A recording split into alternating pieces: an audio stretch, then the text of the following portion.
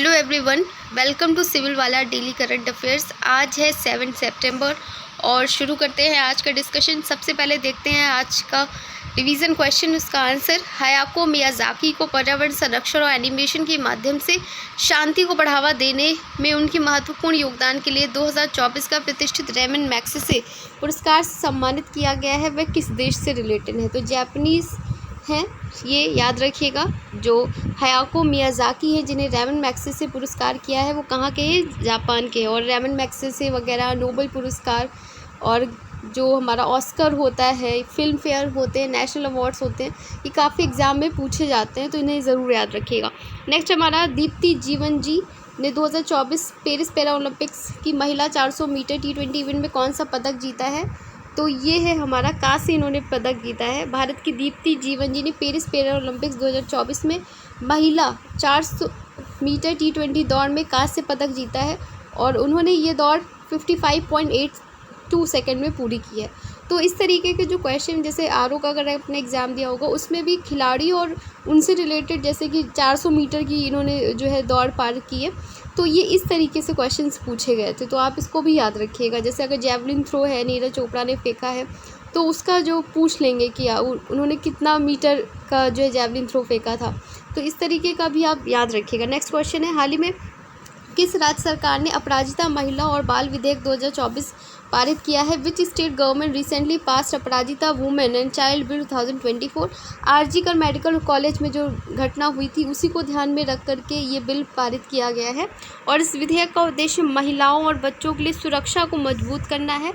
इस विधेयक में कई आपराधिक कानूनों में संशोधन किया गया है, जिससे भारतीय न्याय संहिता 2023 और 2012 का बाल यौन अपराधों को से सुरक्षा अधिनियम शामिल है। तो देखिए, नियम कानून बनते जा रहे हैं, नियम कानूनों की कमी ना पहले थी ना अब है। तो अगर हम कानून पे कानून बनाते जाएंगे, नियम पे नियम बनाते जाएंगे, फांसी की सज़ा भी है, पॉक्सो एक्ट भी है, सब कुछ है, उसके बावजूद भी घटनाएं हो रही हैं। फिर से आप अगर देखेंगे, उज्जैन में जो है एक घटना हुई है, तो रोज़ हो रही है, कहीं ना ऐसा होता ही नहीं कोई भी सिंगल डे जब आपको न्यूज़पेपर में या न्यूज़ में आपको देखने को ना मिले इस तरीके की घटनाएं। तो क्या सिर्फ नियम और कानून बना करके इन चीज़ों पे रोक लगाई जा सकती है? अगर लोगों की मानसिकता ही इतनी विक्षिप्त हो चुकी है, वो कैसे सही होगी? अगर हमें उस पर काम करना होगा। सबसे पहले नियम कानून तो बनाते जा रहे हैं, कोई डर ही नहीं, उन्हें भी पता है।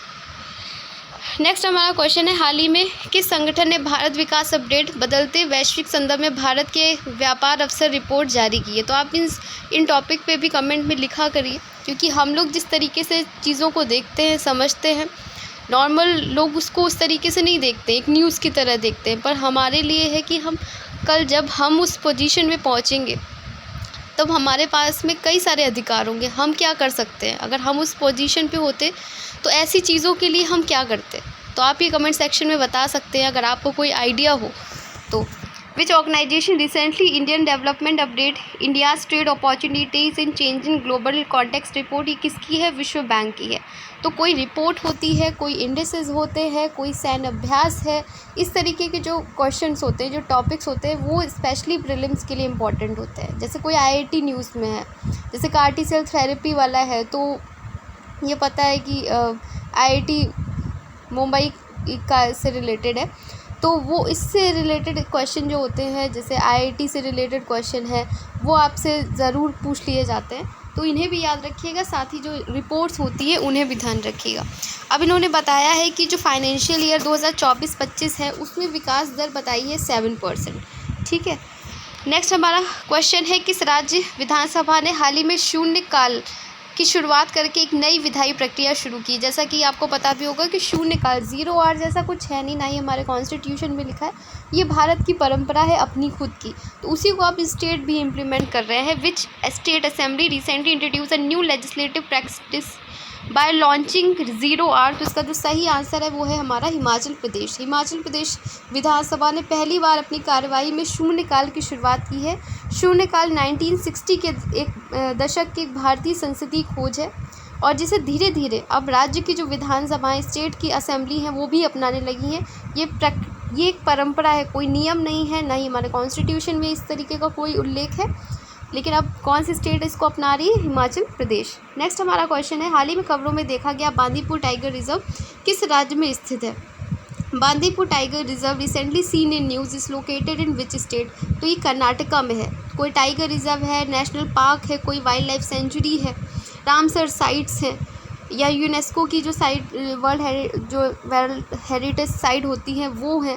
तो ये काफ़ी न्यूज़ में जो रहती हैं चीज़ें इंपॉर्टेंट होती हैं। जैसे इस बार यूनेस्को के लिए जो चेयर कर रहा है वो भी हमारा भारत कर रहा है। तो हाल ही में हाथी गश्ती दल ने बांदीपुर टाइगर रिजर्व के मधुर रेंज में रेल बैरिकेड में फंसे एक हाथी को बचाया है। अब हमें ये देखना है कि प्रोजेक्ट टाइगर जो था हमारा 1973 के तहत इसको बांदीपुर को एक टाइगर रिजर्व के तौर पे घोषित किया गया था। नेक्स्ट हमारा क्वेश्चन है, दिसंबर 2024 में AI सक्षम डिजिटल भुगतान समाधान की एक श्रृंखला लॉन्च की गई, जिसमें रिस्क इनसाइट डिसीजनिंग प्लेटफॉर्म और उन्नत इवोक 3.0 शामिल है, जिसे बैंकों और भुगतान एग्रीगेट्स को अत्याधुनिक प्रौद्योगिकियों का उपयोग करने में मदद करने के लिए डिज़ाइन किया गया है।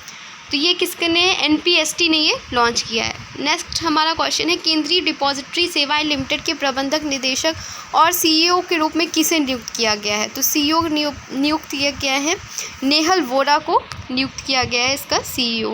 नेक्स्ट हमारा क्वेश्चन है, 2024 सेफ पुरुषों की अंडर-20 चैंपियनशिप फुटबॉल टूर्नामेंट किसने जीता है? Who has won the 2024 SAFF men's T20 championship football tournament? तो ये किसने जीता है? ये बांग्लादेश ने जीता है। और जैसा कि आप लोग कह रहे थे 5 मिनट सीरीज़ कंटिन्यू करने के लिए, तो कल उसका वीडियो आ चुका है हिस्ट्री से रिलेटेड। बहुत अच्छी ट्रिक्स हैं, एग्ज़ाम में आपको ज़रूर हेल्पफुल रहेंगी। और जो भी प्लेलिस्ट आप बनी हुई है आप उसे ज़रूर भी जा कर के देखें, क्योंकि सारे इंपॉर्टेंट टॉपिक्स हैं जो हमसे छूट जाते हैं और एग्ज़ाम में आते ज़रूर है। तो उस प्लेलिस्ट को ज़रूर आप जा कर के देखिए, आपके लिए बहुत हेल्पफुल रहेगा।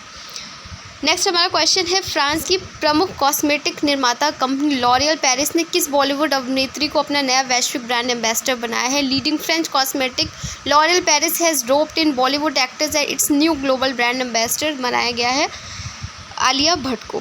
नेक्स्ट हमारा क्वेश्चन है, भारत के shot put thrower Sachin Sarjerao खिलाड़ी ने पेरिस पैरा ओलंपिक खेलों में पुरुषों के शॉट पुट F46 फाइनल में रजत पदक जीता है।